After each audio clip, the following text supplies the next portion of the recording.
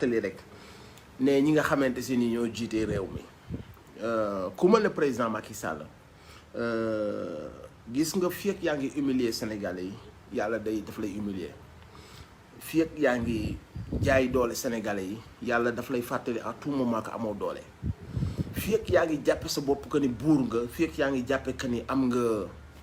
mën-mën yàlla dalay fàttali que ni doo ci dara parce que man noyyi gi ngay noyyi sax man maa la koy jox nit ki il faut mu comprendre ne mënulul boppam dara gis nga nit ki fekk àggul foofu noonu gis nga bu la nit ñi jayee ba nga jayeexu ba nga jayu da ngay dem ba foog ni dara nga ci xam nga yàlla bu la dimbaliwul sax yow doo mën a julli yow même julli gi ngay dem di ko julli moom bu la dimbali doo ko mën a def moo lay dimbali déjà sa xel ba nga xalaat ni da ngaa war a julli mu def sa xol ngëm sa xol nangu ne daa war a jóg julli mu tàggat sa cër yi nangu ne dañoo war a jaamu yàlla mu jox la kàttan possibilité de jug dem jàpp ndox moo jàppoo moo la koy dimbale nu nuy jàppoo moo la koy wan jàpp gi bu motul moom moo la koy baal mottali ko nangul la jàpp gi pour que jàpp gi baax boo ñëwee moo lay dimbali nga dox moo lay dimbali nga taxaw julli boo dee tari di damm araf yi moom moo lay dimbali nangul la ko ndax yéene bi nga am ci ñëw jaamu ko donc nit ki dafa war a remettre boobu en question mu xam que ni du ci dara soo xamee ne doo ci dara nag da nga war a am humilité Macky Sall soo dimbali woon Sénégalais yi dimbali la soo yërëmoon Sénégalais yi respecté la soo wanoon compassion ñeewantal Sénégalais yi dellu la par c'est parce que Sénégalais à la base du ab peuple bu violent du ab peuple bu soxor Sénégalais boo ko sàccee sax bu waa koñ bi dee dóor mu jug ne bàyyi leen jàmbur da ngeen a soxor bu deret tuuroo mu dof parce que à la base Sénégalais n'est pas une personne bu soxor bu mauvais bu cruel bu nekkul ci moom du nature am mais nag boo fekkee ne yow Sénégalais yi dañ laa jël nga nekk ci kanamu ay nit yoo xam si ni bu doon juddu gënoo leen ko donte man doxuma ci ay ku gën juddoo gi demee noonu bu doon juddu gënoo leen ko bu doon am xel ëppoo leen ko bu dee am njàmbaar ëppoo leen ko bu dee intégrité ëppoo leen ko bu dee dignité ñoo la ko ëpp bu dee parcours ñi la ko fi ëpp bu dee légitimité boo duggee kër sëriñ si dugg kër foo dugg ñu la ëpp légitimité ñi ngi fi su la yàlla baaxee nga jiite nit ñooñu waroo too fëgg sa dënn waroo too guux say leex Sénégal du réew mu ñuy guux ay leex parce que duñ ay ragal boo bëggee dégg-dégg fii kiñ gën a mën a jéppi mooy ki guux ay leexam ki gën a ñàngal nii kooku la Sénégalais yi gën a mën a jéppi gis nga boo ñëwoon nga wan Sénégalais yi ak mbaax wan Sénégalais yi ak yéwén wan Sénégalais yi ak yërmande wan Sénégalais yi benn approche boo xamante si ni approche bu am yërmande la Sénégalais yi dañ lay respecté mais dëkk bi yow président Macky Sall boo génnoon tey di dox xam nga dañ lay yuuxu bërki démb bi nga bëggee dugg Touba Serigne Mountakha yàlla na fi yàgg te wér ak yeneen Serigne si ñoo def intervention mais bu ñu bàyyi woon yëg-yëgu nit ñi kese dañ lay yuuxu parce que foofu nga tollu Sénégalais yi pour ñu tàccu la léegi imagine nga yow ñaari mandat nga nekk ko ci am réew yor possibilité yëpp kon tey yow am na noo doon def sax tey yow Sénégalais yi même su fekkoon sax bëgguñu la au fur et à mesure dañuy dem ba bëgg la parce que am nga toutes les politiques pour que ñu bëgg la am nga tous les moyens pour que ñu bëgg la mais yow ñaari mandat nga def ko ci am réew moo xam ne amul guerre amuñu problème mu ethnie amuñu problème mu waso amuñu problème mu territoire réew mu tuutee ni Sénégal ñaari mandat nga def ko te tey ji yow boo génnoon bëgg a dugg ci benn dëkk bu kilifa diine yi jugul waa dëkk ba dañ lay yuuxoo kon war ngaa xam que ni le lien est rompu depuis longtemps avec les Sénégalais xoqatal gi nga xoqatal Sénégalais yi moom la yàlla di wan fitnaal gi nga fitnaal Sénégalais yi moom la Sénégalais yi di wan moom la yàlla di wan au final si biir dëkk bi nga nekk yow chef suprême des armées yor lépp nga xam ne yaay chefam dëkk bi nga nekk sax yow tey boo bëggoon génn di dox ci dëkk bi waa dëkk bi ci boppam ñooy wëlbatiku di la yuuxu ak di la désigner du doigt di la wan ka ni bëgguñu la di la wan ka ni mere nañ la parce que loolu nga ji Sénégalais yi ginnaaw bi la Sénégalais yi jiwee ñoom poste yi gën a mag le privilège yu gën a mag nga doon milliardaire ci seen ñàkk doon milliardaire ci seen ci seen ñàkk ci seen deret ci seen dëtt nga doon ci milliardaire nga wëlbatiku nag daal di doon leur bourreau di jàpp di tëj xaj leen seen i droit jël justice bi toog ci farankulaayu am say juge d'instruction koo bëgg ñu yóbbul la mandat de dépôt ku laaj liberté provisoire boo la neexul du jàll ku def caution nga ni ko bugguñ sa caution teg jaamu yàlla yi fitna dox ñaxtu nga ni du fi amee yónni say police say préfet mën na ñoo moom sénégalais yi tooñ googu ngay tooñ sénégalais yi justice Sénégal kenn xamatul lu muy nuru réewum Sénégal repéru musul mel nii am nañ façon jooy bu nekk daanañ ko jooy jamonoy Abdou Diouf jamonoy Abdoulaye Wade mais jooy yi ñuy jooy guddiñ toll ni Sénégal mus ta jooy yooyu noonu te pourtant ci meilleur anam yi nga ñëwee ci meilleur anam yi nga fi nekkee te bu ñu seetloo aussi ce sont ces mêmes Sénégalais yi ngay fitnaal tey ñoom ñoo dee pour nga yow nga nekk président ñoom ñoo wàcc ñii seen liggéey yàqu ñii seen i matériel yàqu réew mi arrêté ñëpp wàcc diaspora bi jeunes yi ñi ñàkk ba amuñu lu lekk ñëpp ne lii du fi amee ñëpp wàcc ñooñu ñoo nekk tax nga nekk président yow après ñooñu nga góoxal leex daal di jël sa camp sama camp politique politicienne utiliser la justice di ci daan gor ñi di ci xoqatal gor ñi di ci daaneel opposants yi di ci fitnaal activistes yi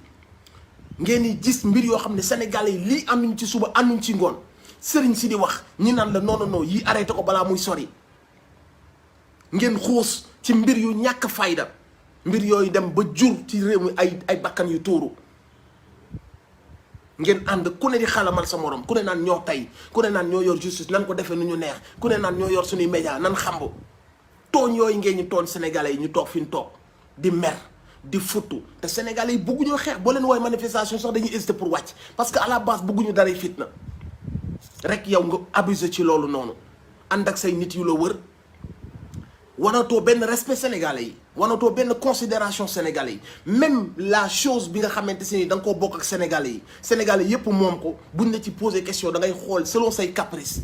mooy say mandat ndax damay bokk ak du ma bokk te def nga ñaari mandat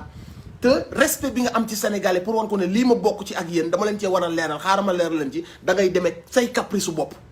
pour wan sénégalais yi que ni maay seen buur du ngeen ma teg benn pression sama rythme lay demee pourtant de ay États-Unis jàpp naa que ni ñooñu gën a nekk ay puissance ak ay France lépp day leer seen i bët duñ demee tâtonner duñ demee damay xool ba xam vent bi va être favorable ou pas dès le début dañuy wax lépp mu leer ci bopp nit ñi parce que xam nañ que ni loolu dañ ko bokk ak seen compatriotes yi dès le début dañ naan lii moo xew mais yow bam ci arrogance bi ngay demee dem nga ba sax pour nga leeralal Sénégalais yi ci liñ moom da nga ciy demee say caprice su bopp nii oui nii non su ma demee ba mu neex ma dinaa ci tontu nga jël réew mi en otage intellectuel yi en otage sëriñ si en otage lépp en otage avenir u réew mi nga jël ko en otage parce que on est dans l'incertitude ndax lan caprice yu mel noonu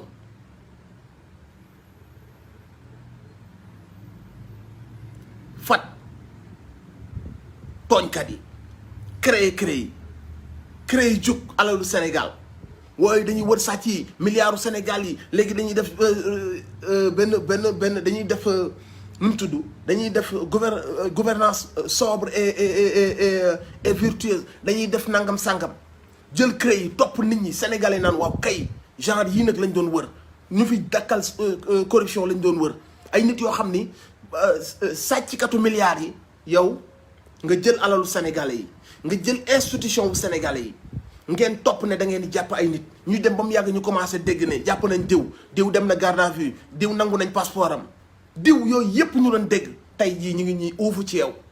ña ngay lëmbe ña nga ci seen i jàmm dossier nekk nañ ko en suspens parce que ñëw nañ daal di bootu transhumé ña doon combattre ànd ak Ablaye Wade transhumé ñëpp ñëw bootu ci yow ña doon jël alalu Sénégal yi di jël milliards Sénégal yi ñëpp ñëw bootu ci yow après ngeen wëlbati ko ñëw fekk le pauvre Sénégalais nga ne ko respecte nos institutions tu dois respecter nos institutions ku ne ngeen daw jàpp dafa saaga institution est-ce que yéen respecté ngeen institution bi Sénégalais yi moom est-ce que yéen a ngi joxe le bon exemple en tant que ay vieux yoo xam ni minimum ku nekk ci yéen am na 55 ans jëm kaw est-ce que yéen a ngi wane le bon exemple en transhumant tey ngeen weex suba ngeen verte ginnaaw suba ngeen violet ginnaawaat suba ngeen choc est-ce que yéen a ngi respecter les institutions yéen ni jug na da ngeen di politique ne da ngeen am benn courant de pensée ne ñun ay lii la ñu nii la ñu gisee politique lii mooy sunu ligne de conduite ñu dem ba jëmmi jamono ngeen ni du lii léegi lii la parce que lële daanu na léegi lii moo nekk au pouvoir alors que dans les autres pays malgré que am nañ ay défauts mais quand tu es socialiste tu es socialiste quand tu es de droite tu es de droite quand tu es de l'extrême droite tu es de l'extrême droite wala bu aux États-Unis boo dee démocrate nga boo dee républicain nga au Sénégal ngeen wan aux yeux du monde ridiculiser la politique wan que ni amuñu ay vision comme ay réfléchir ni amee fële ay principe naan oui nous sommes de droite nous sommes de gauche fii nous sommes des profitards nous sommes des transhumants fu tooy ñu daw tag fa ngeen yàq jikko yi dindi fi ngor dindi fi dignité dindi fi garder sa parole wax ci kanamu télé ñépp di la dégg maa ngi ku ma doon débattre am na ku ma doon débattre barki démb ci télé bi Walf ñu koy woowee docteur Babacar Mar maa ngi koy nuyu au passage parce que aussi ci li ñuy def la bokk c'est pas personnel démb toog na day xas Ousmane Sonko quelqu'un boo xamante si ni ma nga bokkoon ci beneen parti di saaga Macky Sall di xas Macky Sall ku bon la ku yées la di saaga transhumant yi ñi transhumé yépp defal na leen vidéo tey jii ñu negam yàgg ñoom ñu dem seey ca Macky Sall moom mu wëlbatiku di tagg Macky Sall tagg yoo xam da ngay sax rus yow en tant que être humain da ngay rus à quel point la nit mën a defee virage à 360 degrés nan la ko nit mën a defee ba noppi wëlbatiku ne léegi man maay sa saagakat maa lay saagaal man mi la doon saagaal démb léegi yow loo wax noonu la loo def noonu la léegi man maay xool say opposant man bàyyil ma def liggéey le sale boulot xam nga ni loolu gàcce la xam nga ni loolu gàcceel politique la xam nga ni loolu jàngale ay valeurs yu baaxul la ana nit ñu nga xamante si ni ay nitu valeur lañ yu war a influencer boy yi yu war a influencer jeunes yi ñu am seen dignité garder seen dignité gëm yàlla xam ni on est là de passage àdduna yàggul way bu rafet moo jara wut wan say doom def fi loo xam ni ëllëg say doom dañ leen di xool say doom ne leen seen bàyyi de jàmbaar la woon mu neex mu naqari il a toujours gardé sa dignité et son honneur seen bàyyi lii la fi defoon lan moo tax amatuñu ay mag ñoo xam ni yoon bii la ñuy wane ñu am des gens yoo xamante si ni Sénégal non seulement sàcc nañ ko rëppeel nañ ko ŋàcc nañ ko sénégalais bi lekkatul ba suur feebaratul ba faju doomu sénégalais ñi ngi dee ci géej gi ñi nga xamante si ni yuuxu mënuñoo yuuxu ndax ngor moo leen jàpp ñépp ñi ngi facture courant yi tegaloo luyaas yi tegaloo ñu koy muñaale mënuñoo yuuxu parce que ay gor lañ ñu gis ay jeunes capricieux ñu nommé leen ay directeur ñii ñu yóbbu leen AIBD Doudou Ka xom nu mu tudd ñii ñu yóbbu leen faneen ak faneen ñu nekk le bras armé de Macky Sall seen tooñ gi yépp ñu jëmale ko ci Sénégalais yi wut seeni nervi di leen dundal di leen jox xaalisu askan bi ñuy lekk yor ay armes di réunion lan fitnaal Sénégalais yi doomu Sénégalais yi non seulement nous nos comptes fees na dell suñuy oto fees na suñuy doom rawale nañ leen léegi nag nañu xool naka lañ fitnaale Sénégalais yi di yónni ay nervi di bomber le torse yéen kañ ngeen fi ba war a nekk genre nit yooyu noonu. ce pays votre façon de faire la politique le Sénégal ne mérite pas des énergumènes yu mel ni yéen vraiment vous faites la honte de notre drapeau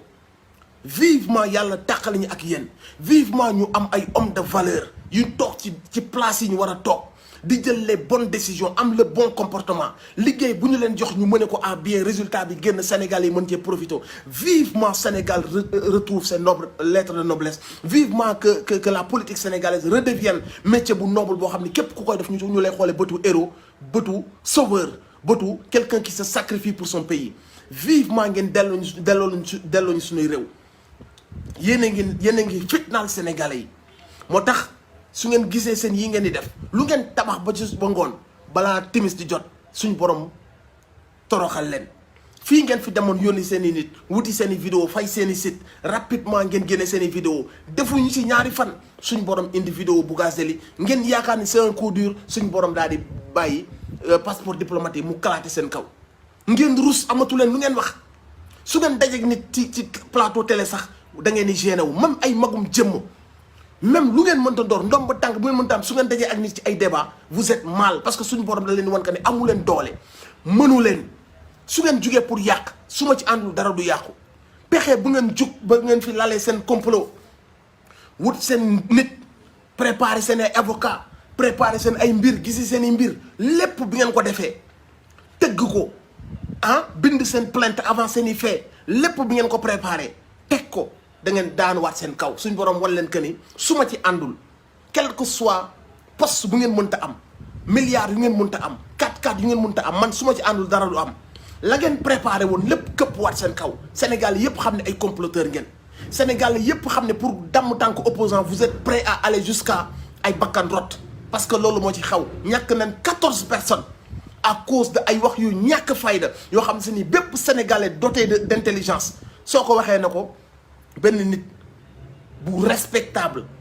dafa ñëw yor ñaari fetal violé ab nit génn fii violé waat benn nit ñëwaat ca ngoon nga ne maa ngi ñëw violé waat benn nit bu am xel boo ko wax bu ne dans la seen waxu golo yi bàyyi leen ko ngeen dem ci science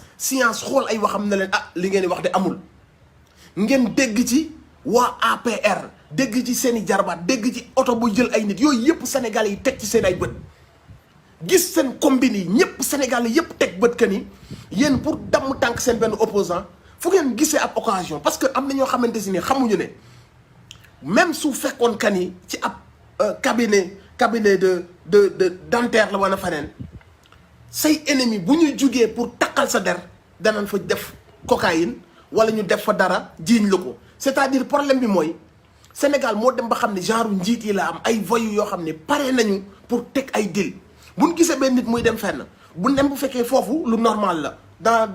dans un cadre boo xamante si ni y a pas de souci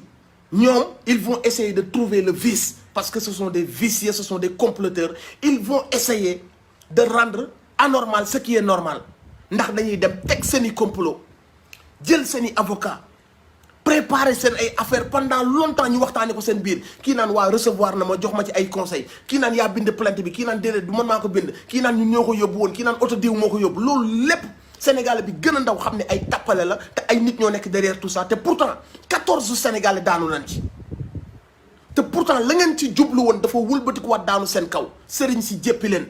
jàngalekatu alxuraan yi jéppi leen ñëpp di taxaw di ñaan contre vous xale yu ndaw yi jéppi leen les vraies victimes de viol jéppi leen ndax le fait que ngeen utiliser benn fille boo xam ne yéen a ko ëpp xel ëpp ko capacité ngeen utiliser ko ba fekk les vrais cas de viol yu souffrir ngeen utiliser ñoom seen cause ak seen métit pour arriver à vos fins politiques ñooñu tamit taxaw di leen ñaanal di leen di ñaan yàlla toroxal leen jigéen ñi di ñaan xale yu ndaw yi di ñaan booy génn ci école yi ñëpp mere leen la ngeen doon nas lépp pour tooñ ab nit daal di wëlbati ko waat dalaat seen kaw lépp la ngeen ne woon dañ koy salteel seen texto ba ngeen ne woon nañ ko salteel traîner ko dans la boue nañ fexe ba mu salte nañ fexe ba mu takk ba ngeen ko defaree ba pare la ngeen ci jublu woon yàlla ne comme man may borom kun fa yàkkun def naa ko l'effet contraire mu jaare fa gën a set jaare fa Sénégal yi gën koo naw jaare fa Sénégal yi gën koo bëgg jaare fa Sénégal yi gën koo wóolu ba noppi jaare fa Sénégal yi xam ni ñi ñu diriger ce sont des voyous ce sont des ils sont capables de monter des coups comme ça am seen ay médias ak seen ay avocats ba noppi taxaw di yuuxu ci kanamu Sénégal yi ba pare suñu demee ba mu am risque de mort risque de réew mi tàkk bu kilifa yi ak seen sagesse ne leen fexe leen ba mu tàkk seen i loxo bu accès ci yéen na ngeen éviter yu mel nii déggalu leen kilifa yooyu noonu parce que leer na leen ne bu ngeen déggaloon kilifa yooyu noonu duñu agsi fi ñu agsi benn bakkan du rot tey la neex ngeen mën a dem naan da ngeen di naay sal di nuyoo di raam mais ba ñu leen ñaanee kilifa yoo xam dañuy gis lu ñëwagul ba ñu leen ñaanee da ngeen a gàntu boobu ngeen gàntu moo indi 14 morts parce que jusqu'au boutisme ngeen demee comme dégmal ngeen benn affaire kalaate na seeni loxo su ngeen ci delloo ginnaaw da ngeen ciy nekk en mauvaise posture da ngeen ciy ñaaw ngeen daal di ñëg rek pousse ci affaire boobu noonu moo waral 14 Sénégalais dee ci donc yéen la ngeen toggoon pour gaañ nit suñ borom da koo wëlbati mu nekk arme bi nga xam ne moo ñëw gaañ leen depuis boobu noonu lan moo leen dese créer ay faux compte di complimenter seen bopp di saaga bu ngeen duggee ci benn live wala benn débat nga gis benn nit mu envoyé 60 000 commentaires nee na pour influencer opinion bi ngeen fay ay nit ñu toog ci internet bi naan waaw monsieur Mar yaa wóor monsieur War yaa baax monsieur Mar te yéen benn nit bi kat mooy wax te benn nit bi dana def 60 000 commentaires parce que dañ koo fay pour que mu wane que ni bëgg nañ ma ndekete yow mbëggeel boobu moom moo ko jënd c'est-à-dire que ni yéenay bind seen bopp lettre nan je t'aime tu es très beau tu es très belle te yéen a bind lettre bi maanaam yéenay complimenter seen bopp nekk ci benn dans le faux, vous êtes dans le faux pour pouvoir à partir de ce faux là ngeen wane benn semblant de popularité wala benn de sympathie alors que xam ngeen que ni Sénégalais yi wàccu nañ leen Sénégalais yi suur nañ leen pour ngeen mën a def seen tournée économique da ngeen a mujj a louer ay nit fay ay nit jële ay nit ci ay car ñu jógee de ville en ville pour que ngeen def benn semblant de popularité benn semblant de sympathie sama peuple je suis toujours populaire. Vous mentez à qui kan ngeen di nax bu weesoo seen bopp même pour ngeen am sax benn image ah bi nga xam si ne président Ousmane Sonko am imagine ngeen bu président Ousmane Sonko préparé woon sa venue à Ziguinchor ne leen tel jour dañuy def caravane kon nan la nit ñi mel lu mu décidé nii à l'improviste ngeen gis les images yéen pour ngeen mën a am loolu vous avez déversé des milliards et des milliards jël ay car sauf ci ay nit pour mën a am benn semblant d'image d'un président qui est populaire dans son pays tous les Sénégalais di leen reetaan xam ka ni da ngeen a loué ay nit ñu leen koy tooñe ci seen propre dëkk 2 mandats après vous êtes même pas capable de def benn meeting bu normal da ngeen di embaucher ay nervi fu ngeen di waaj a dem leen raxasal ñu terrain bi dóor leen boy yi fitnaal leen dóor ngeen di dóor ay xale yu ndaw ay jigéen gis nañ Saint-Louis ngeen toj ay kanamu jigéen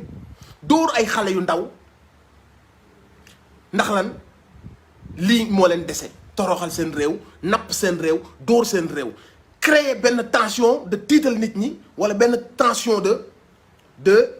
il faut que nit ñi nekk ci benn tension de benn état d'esprit de peur par cette peur ngeen mën a jaare daan ne gis ngeen cette personne là il est dangereux dès qu'il est là vous voyez que y a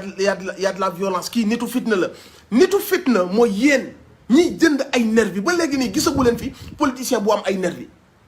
nitu fitna dëgg mooy ku ñu jox am réew